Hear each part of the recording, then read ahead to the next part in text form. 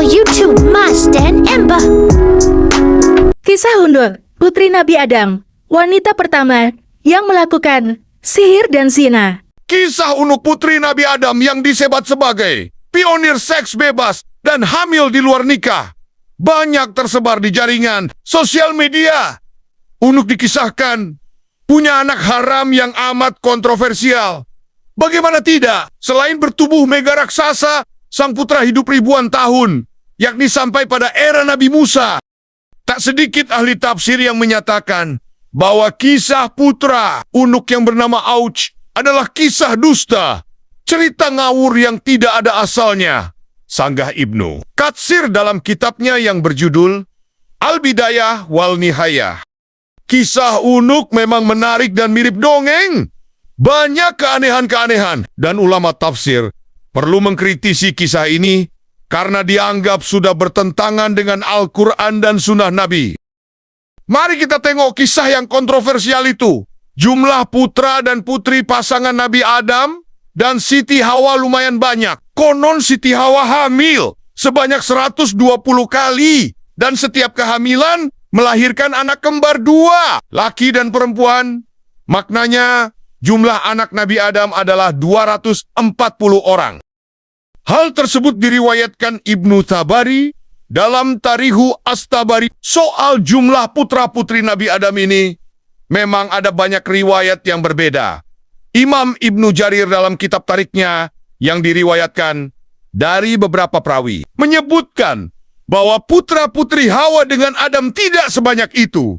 Hawa melahirkan 40 anak dari 20 kelahiran. Atsar, ini juga disebutkan oleh Ibnu Ishaq dengan sanad yang sama. Beberapa ulama menjelaskan pada setiap kelahirannya 2 anak kembar, 1 orang putra dan 1 orang putri. Anak pertama mereka adalah Qabil dan Iklimah, sedangkan anak terakhirnya bernama Abdul Mugidz dan Amatul Mugidz. Hanya saja, dalam kisah Unuk lain lagi, diriwayatkan bahwa ada satu Satania, turunan Nabi Adam, yang lahir tunggal. Dia adalah Unuk. Dia memiliki ciri yang unik, yakni dengan 2 kepala. Sebagaimana kepalanya terdapat pada masing-masing bahu, yakni kiri dan kanan. Kemudian ciri berikutnya memiliki 20 jari tangan, yakni telapak tangan masing-masing 10 jari, memiliki kuku yang panjang dan bengkok. Diriwayatkan Hawa dengan jiwa keibuannya tetap merawat Unuk hingga si anak dewasa. Terjadilah peristiwa pembunuhan pertama di bumi, yakni Kabil membunuh Habil. Atas peristiwa tersebut, Kabil meninggalkan gunung dan menempati lembah. Maka terpisahlah kedua kelompok anak Adam dengan balada yang berbeda. Kelompok yang beriman bersama Adam dan Hawa menempati puncak gunung, sementara Kabil dan keturunannya menempati lembah. Hawa memperlakukan anaknya dengan perlakuan yang sama, merawatnya agar menjadi manusia, beriman, dan bertakwa kepada Allah Subhanahu wa Ta'ala. Itu menjadi ciri keturunannya yang mendiami puncak, sementara yang senang melanggar perintah Allah menempati lembah. Saat beranjak dewasa, Unuk bergabung dengan Kabil. Ini terjadi setelah Nabi Adam alaihissalam wafat. Beberapa sejarawan menyebutkan bahwa sebelum meninggal dunia, Adam merasakan hidup bersama anak, cucu, cicit, dan seterusnya, hingga berjumlah 40.000 orang. Ketika Nabi Adam wafat, seluruh keturunan Adam menangis selama 7 hari 7 malam. Karena duka melihat hal tersebut, maka setan menggoda mereka. Setan merayu anak-anak Nabi Adam yang ada di lembah.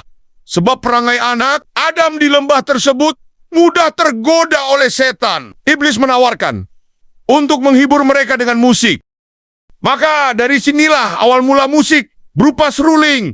Dan suara suling tersebut terdengar sangat jauh hingga ke puncak. Mereka yang sedang berduka tiba-tiba menjadi heran dengan suara yang aneh tersebut.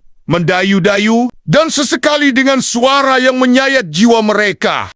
Mereka yang ada di gunung terperanjat, namun mereka tetap bisa mengontrol diri.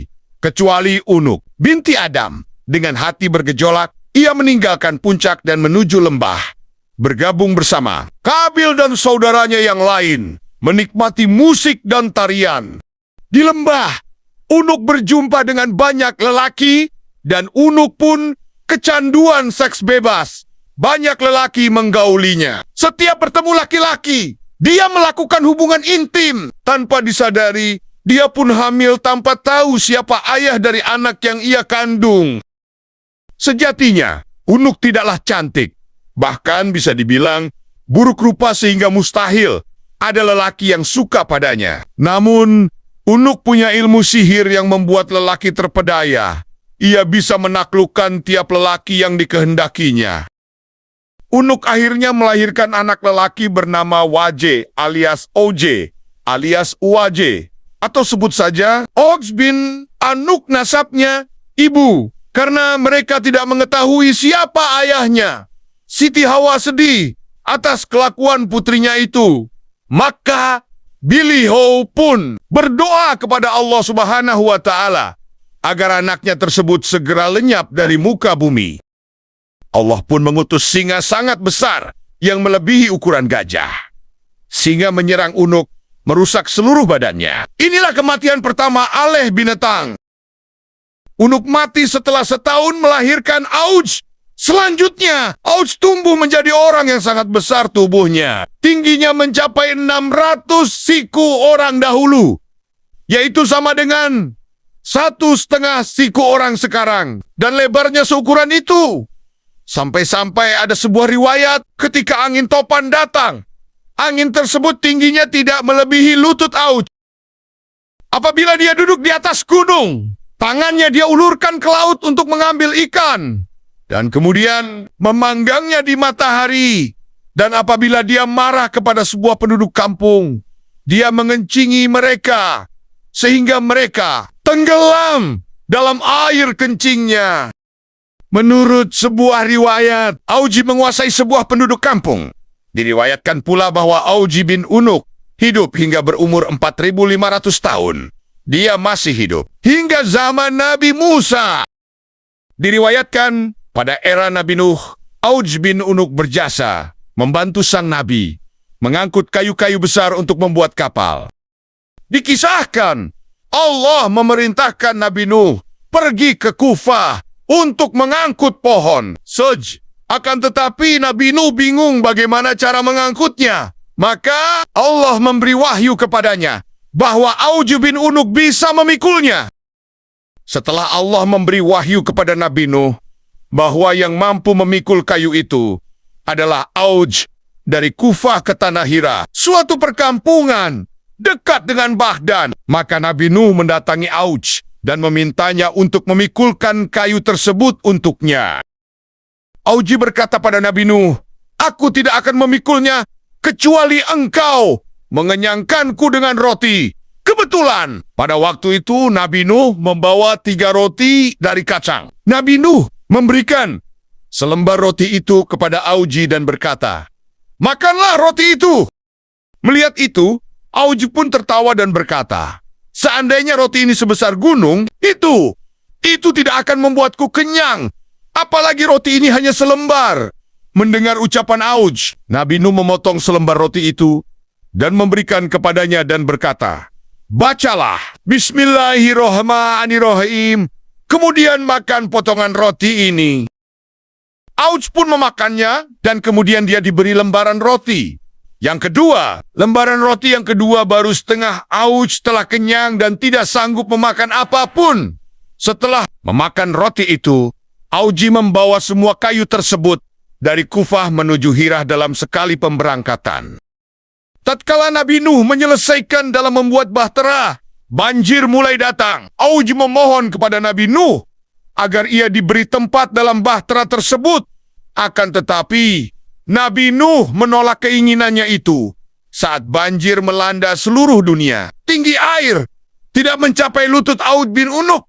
Auj pun hidup hingga masa Nabi Musa. Auj membenci Nabi Musa dan ingin membunuhnya. Dia menghampiri tentara Musa untuk mengetahui jumlah mereka.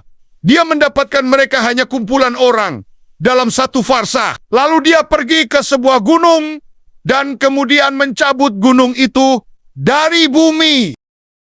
Gunung itu dibawanya di atas kepalanya dan datang untuk menimpakannya ke tentara Nabi Musa pada saat itu. Allah mengutus burung hadat yang paruhnya diciptakan dari besi. Burung hadat itu turun di atas batu tersebut dan mulailah mematukinya hingga membuatnya berlubang.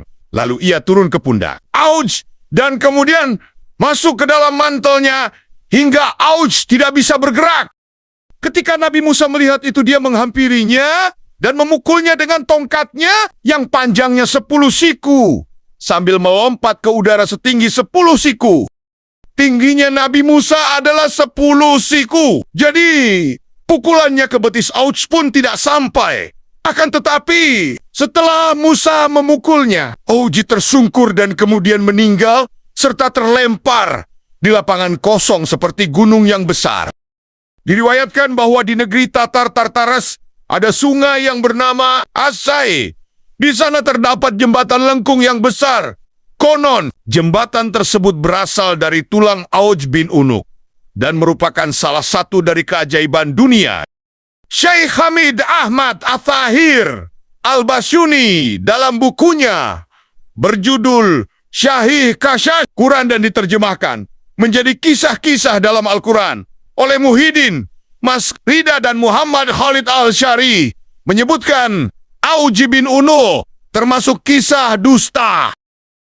Auj bin Unuk, sebagaimana disebut dalam riwayat, adalah orang kafir yang suka membangkang, sombong dan jahat. Setelah itu, pada banjir di era Nabi Nuh, Allah tidak membinasakannya, sekalipun dia dikenal membangkang, kafir, sombong, jahat, dan anak pezina. Itu sekarang Syekh Hamid Ahmad At-Tahir mengatakan, bagaimana mungkin Allah membinasakan anak Nuh karena kekufurannya, dan ayahnya adalah seorang nabi dan pemimpin orang beriman. Sedangkan Allah tidak membinasakan Auj bin Unuk, padahal dia lebih zalim dan melampaui batas dari apa yang mereka sebutkan.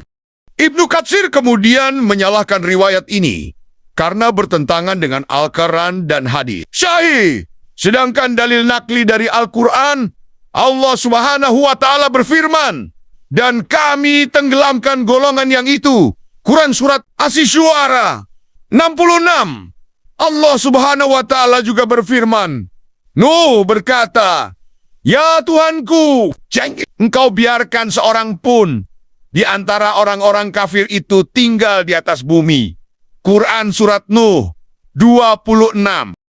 Riwayat-riwayat ini juga bertentangan dengan hadis syahih dari Nabi SAW bahwa beliau bersabda, sesungguhnya Allah menciptakan Adam, panjangnya 60 hasta. Kemudian ukuran penciptaan itu terus berkurang hingga sekarang. Kenyataannya tinggi manusia terus berkurang, mulai dari diciptakan Adam hingga sekarang. Ini berarti bahwa tidak ada keturunan Adam yang lebih tinggi darinya. Saya kira riwayat tentang Auj bin Unuk ini tidak lain berasal dari orang kafir yang notabene merupakan musuh para nabi. Wallahu alam, ujar Syekh Hamid Ahmad At-Tahir. Kemudian Ibnu Qayyim Al-Jauziyah menjelaskan kedustaan dari riwayat ini. Dia berkata, tidak terlalu mengherankan bahwa mereka berani berdusta kepada Allah. Namun yang lebih mengherankan, apabila ada orang yang berani memasukkan hadis ini ke dalam kitab-kitab para ulama dan kitab-kitab tafsir yang diakui serta tidak menjelaskan kerancuannya. Menurut ahli kitab, Auj bin Unuk bukan berasal dari keturunan Nuh, melainkan keturunan Adam Seminara. SWT berfirman, dan kami jadikan anak cucunya orang-orang yang melanjutkan keturunan. Quran Surat Ash-Shafat 77. Allah memberitahukan bahwa semua orang yang masih hidup di muka bumi termasuk keturunan Nuh. Seandainya Auj itu memang benar ada, niscaya dia tidak hidup lagi setelah Nuh.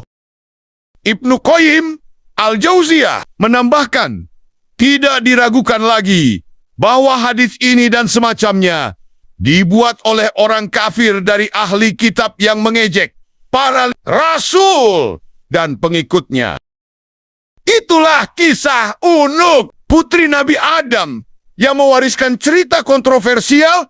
Pada zaman manusia pertama, Unuk disebut perempuan pertama yang melakukan seks bebas.